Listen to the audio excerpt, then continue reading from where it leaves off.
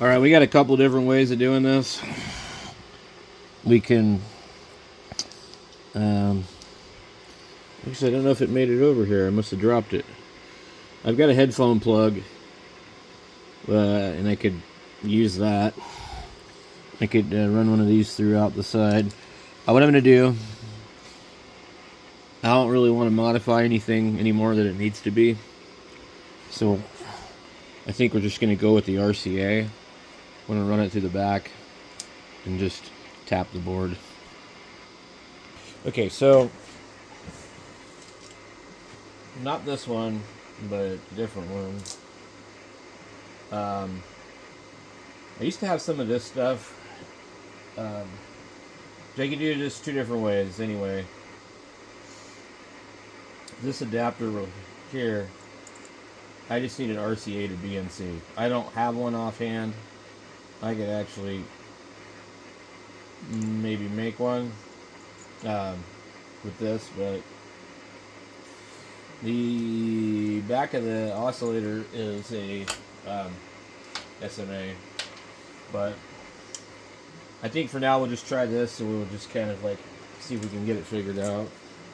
So I can't find the definitive schematic on this thing to figure out which one's like what channel. So I don't know. I'm kind of running into a problem and just pull one and tap it, I guess. I don't know. So we're gonna need to get this set up and then make some pins, I guess. I don't know. So I'm checking out this website here, the CBCI Home Crystal Mixing Charts. We're going to see if we can find our Cobra on here. AM. Okay, so AM and SSB manuals. We get a Brownings, Cobra 134, called the Texas Blackface. Johnson Messenger 351, Cobra 130, SBE, Pace Side Talk,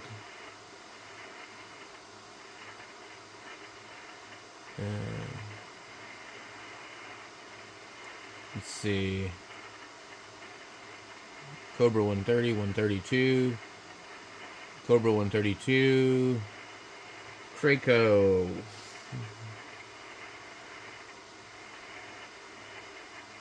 I wonder who Craco was actually. Was it like owned by like something weird like Kmart or something? Craco.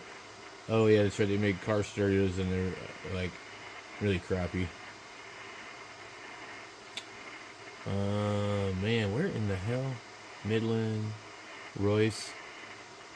Give me a second. I gotta find this. All right, we found the chart.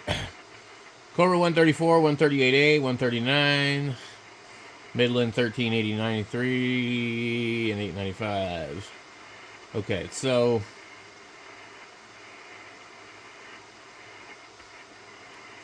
channel 1 is both RX and TX.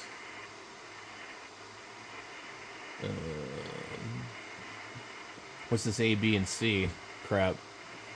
1103.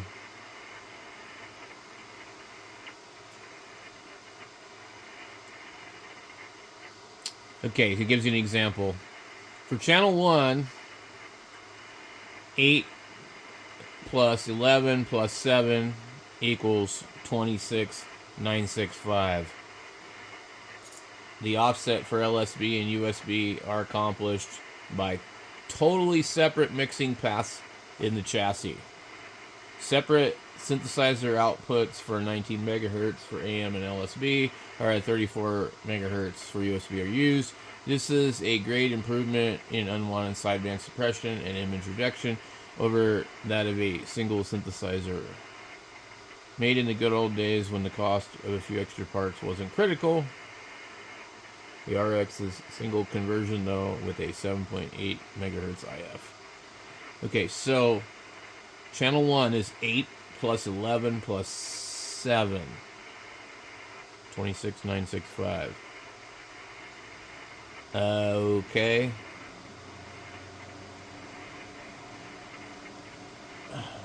How in the hell are you going to get in here and inject the frequency without removing all three of those?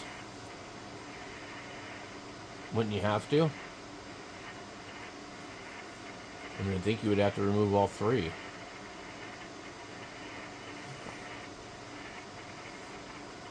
So the problem with the schematic here is it's just like, I pulled it up earlier. It's really pretty crappy.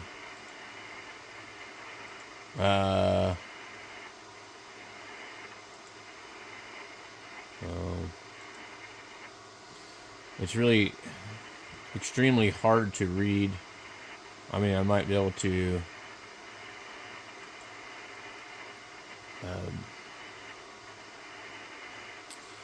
where the hell do I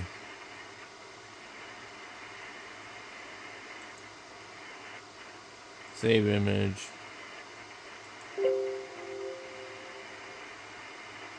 No. So let me come in here and... No. Okay. I think they cut something out of here because I was looking at another one and it showed a bank of crystals up here.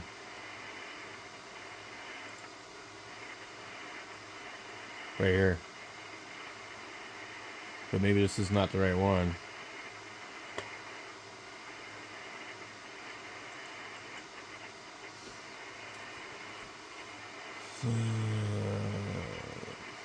Well, that's a Cobra 31 Plus.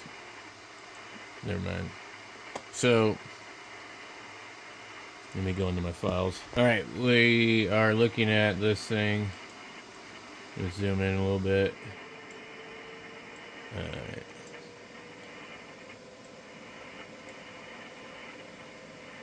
Where in the hell would the band switch be? I see some switching here.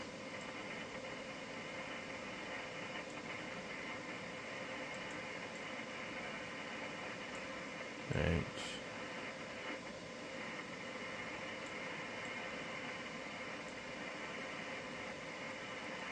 We're looking for crystals. There should be like about... There should be quite a few. They should be like kind of gang together on some type of switch.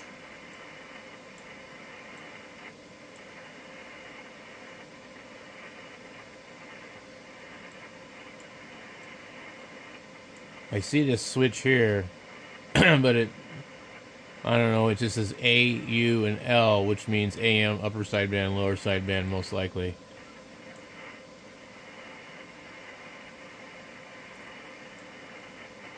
And that...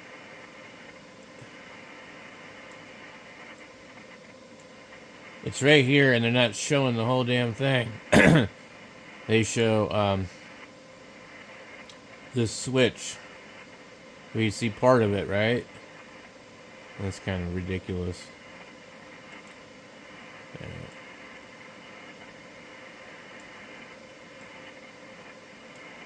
We can't even read this crap. It's actually in better focus on the camera than it is the computer. Okay, so let me see if I can read it on the camera. So I'm wondering if I could just get to that switch and just directly inject after all the channels. Maybe just, like, completely interrupt it as close to it as possible. I know that they had a simple way of doing this, but I wasn't there back in the day, okay? So, I still can't read this damn thing. It is, So, on the camera, I can almost read it, and it is absolutely unreadable. X5 is 8.1590. X10 is 8.4090. Okay. And...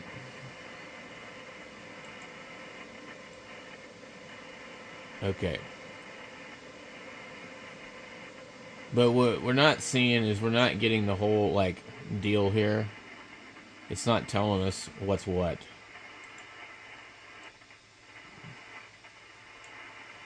Okay, so 1, 2, 3, 4, 5, 6. We see 6 positions on this thing, and it says X5 through 10. But this is not telling us anything. Let me get the radio out and take a look and count the crystals really quick. It's my understanding that part of them might be separate from something else.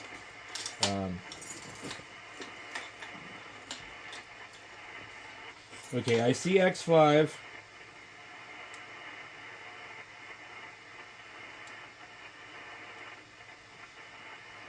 So X1, there's a group of 1, 2, 3, 4 crystals. They're by themselves, but there is 1, 2, 3, 4, 5. There's 6. There's 6 crystals. Looks like 6. 1, 2, 3, 4, 5, 6. There's 6 crystals, and they all have 6 trimmers on them. So you see CT6, CT1 through CT6, and those all go into looks like L2 and TR what? I can't read it. Let me see. This is amazing that I actually have to read this through the TR13. Okay, TR13. So I would believe it's being amplified from over there. So L2 and R something. Now, the channel switch here actually doesn't have that many wires on it in certain spots, but there's a double stack, so we're not seeing all of them. But yeah, 1, 2, 1, 2, 3, 4, 5. 1, 2, 3, 4, 5. 6. There's 6 contacts on this switch. I think 1, 2, 3, 4, 5, 6. Yeah. 1, 2, 3, 4, 5, 6, 7. So yeah, it's a 6-position switch. There's 2 of them, and I'm really having a hard time telling what the hell they did in here. But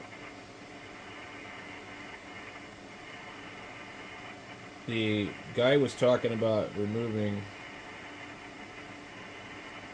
the channel 1.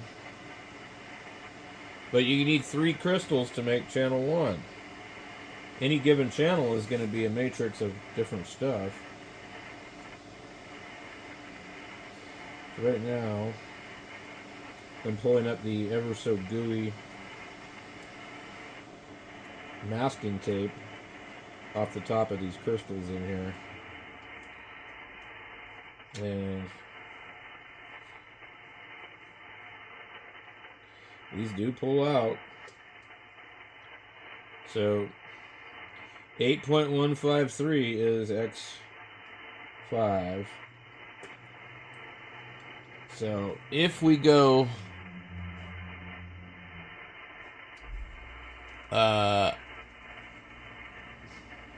so this switch is feeding L2 and R22 maybe. Is that R22? I can't tell.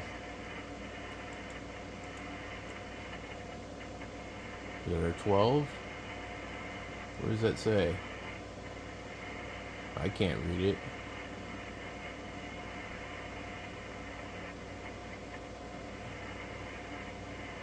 It looks like it might even say something else.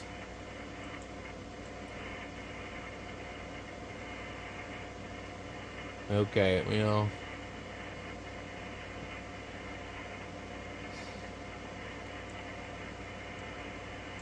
TR13, if we could find TR13. And it looks like maybe that TP4 might actually be where the signal's coming out, but I wish I knew where that was. Okay, so I think I tracked it down. And what I'm going to do is I'm going to interrupt that output of those crystals. And there's a red wire that goes to L2 and R83. It ends up being, or no. Well, R83 and R81 are right next to it, and that looks like R82 that we're dealing with there.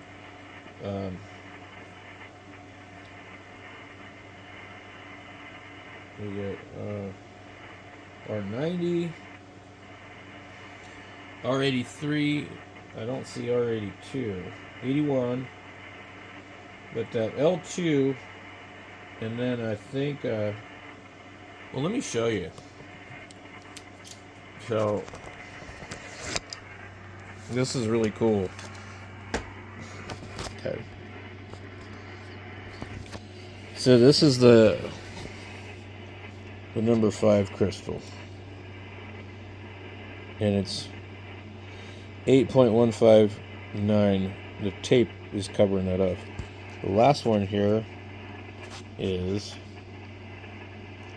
8.409. And we saw those on the schematic. There's 6 of these. And the wires literally go as follows. So this is right here, black. Then we got brown down there. Then we get orange down at the bottom. And then we go to a yellow, which is down at the bottom here. And then we got blue, which is right there. And then there's one more. There's a green wire. And it's right here. So when we track this out of this thing, the output's right here, this red wire, and it comes down through here and goes right into there. And so that's L2 right there. So if we were to put a switch on this, we could literally switch it on and off, but this is generating a frequency and feeding it into here, and it's being coupled with that capacitor and that inductor, and then fed into that transistor, and it probably comes out somewhere around here. This is TP5, but what they show on the board on the output near the transistor is TP4. I'm not actually seeing that. Whoa, look at that tiny trimmer. Somewhere in here, maybe that right there, is going to be TP4. And yeah, see, that says TP5. But basically, we're just going to take the signal from here and inject our VFO. I hate to do it like that. But I definitely don't want to pull 3 crystals. So I think what they normally do is they pull 3 crystals, and then they inject the signal into one of the crystal sockets. In the case of this thing, I just take this wire off. This isn't going to do anything anymore. And you just, it doesn't matter. You just tune the VFO. But if somebody else was to come along with this thing, they wouldn't understand what was going on. So I can take some kind of shielded wire and come over to the PA jack or something. Or in the case of this, I could run maybe an RCA cable through there, out the bottom or something.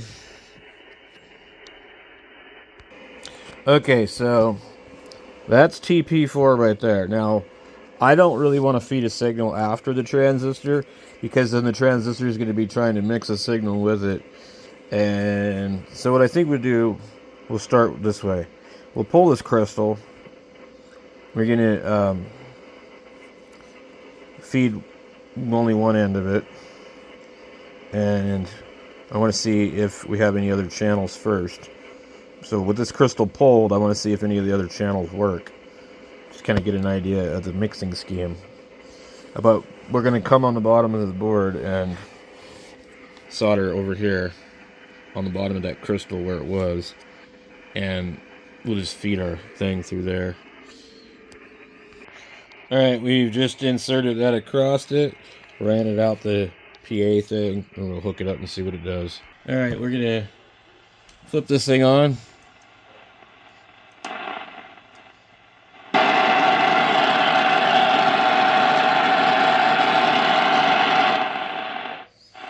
We're on channel 1.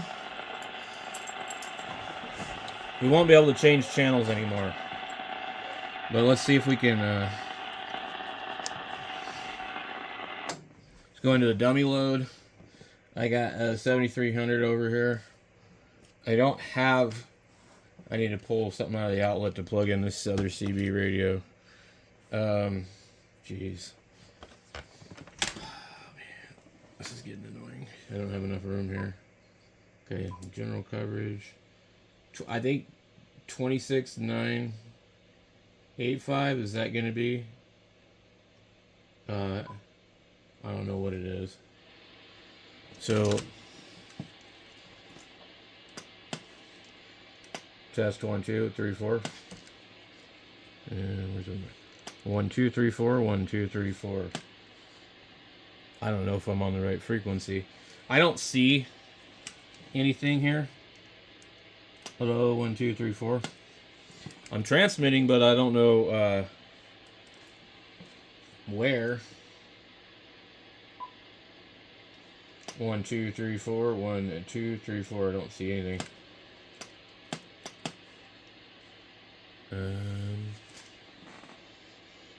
Okay. This crystal is 8159. We're mixing 8159 in there, I think. Okay, I have the other CB on. 1 2 3 4. 1 2 3 4. 1 2 3 4. Let me see what happens when I change this. Hello, 1 2 3 4. Oh, yeah, we can see that our frequency is changing. Hello, 1 2 3 4. I'm not picking it up on the 7300 though, and I'm not really sure what frequency that is. 20 25. Hello, 1 2 3 4. 1 2 3 4. Why can't I hear anything on that damn thing? Okay, let's try something. 1 2 3 4. The 7300 is not picking up anything at all. What I need is SDR play.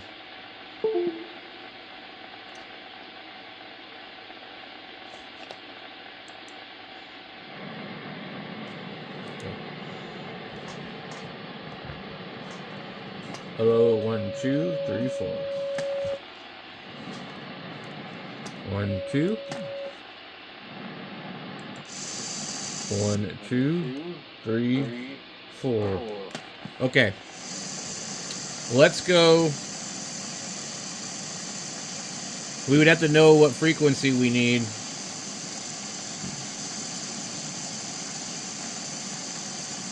$27.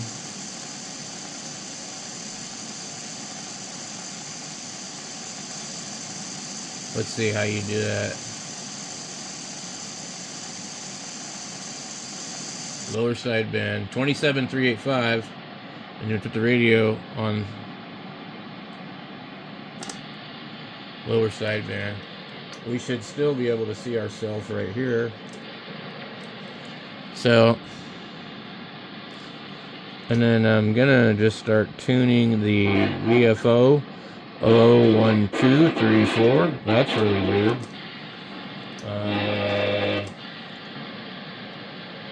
I'm now being picked up on the 7300. 1, 2, 3, 4. 1, 2, 3, 4. That's upper. 1, 2, 3, 4. 1, 2, 3, 4. 1, 2, 3, 4. I'm almost at 27 megahertz. Yeah. Okay, let's do this. Let me put it on AM. I'm gonna put a carrier in here. We can see the carrier. Let's just go through the band and just keep watching it.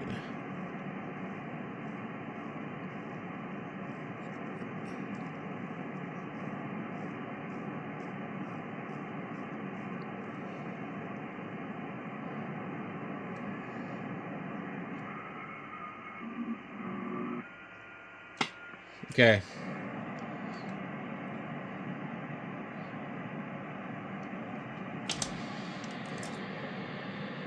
Now let me see where we're at. Hello, 1, 2, 3, 4. 1, 2, 3, 4. I can use my clarifier too. Hello, 1, 2, 3, 4.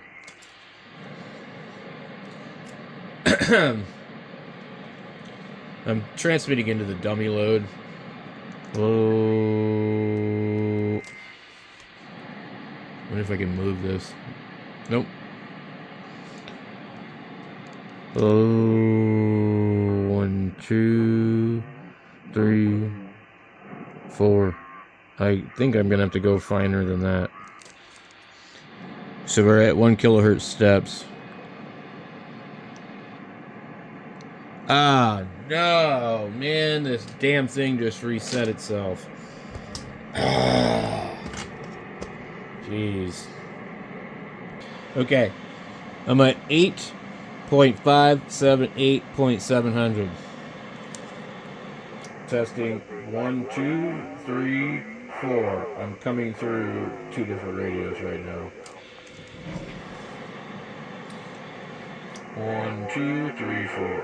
Hello. This is now talking on channel 38 lower sideband.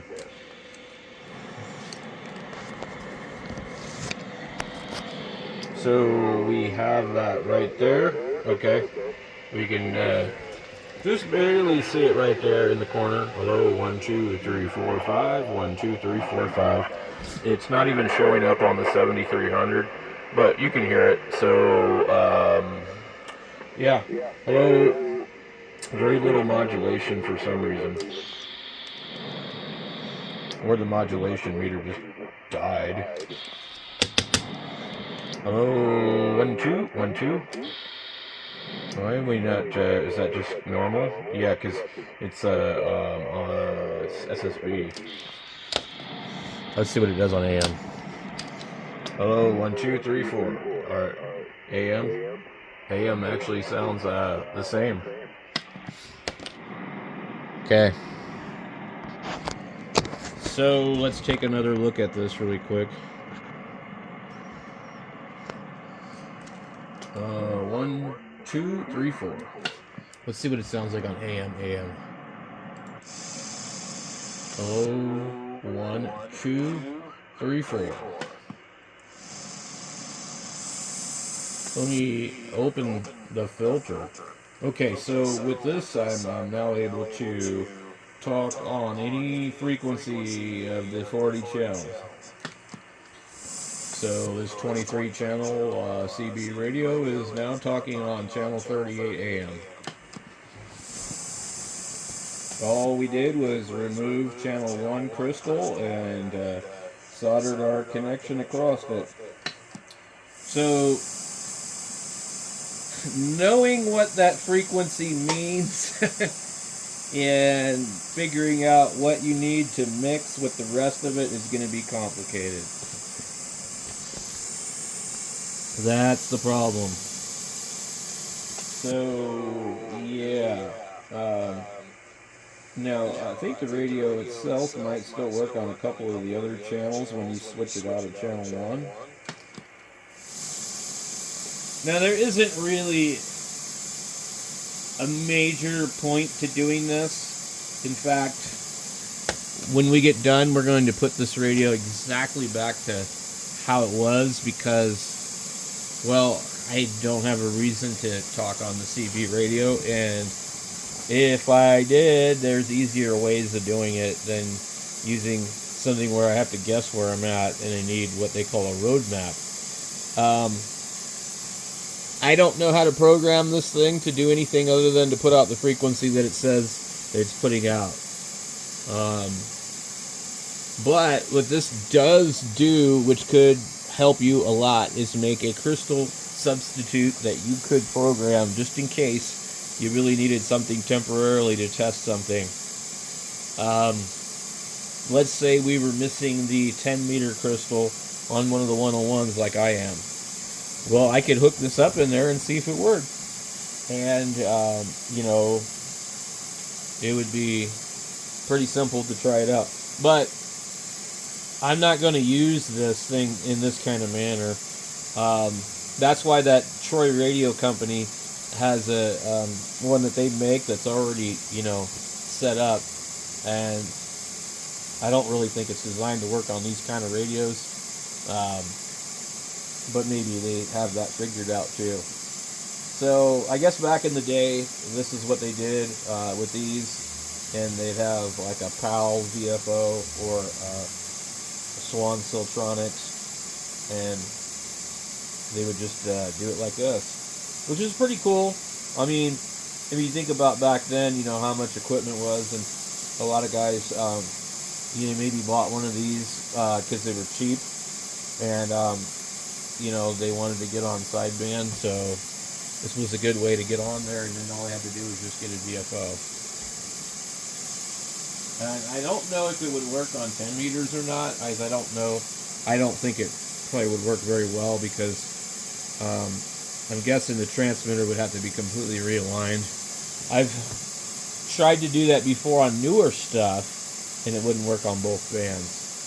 So it's kind of like, it's a fun experiment to do, but it doesn't have a practical use when there's other things that are easily available to you. Now, if you have no other options, then this is totally a practical use. But I just wanted to demonstrate it just to show that it could be done. So, pretty cool stuff, guys. Thanks for watching.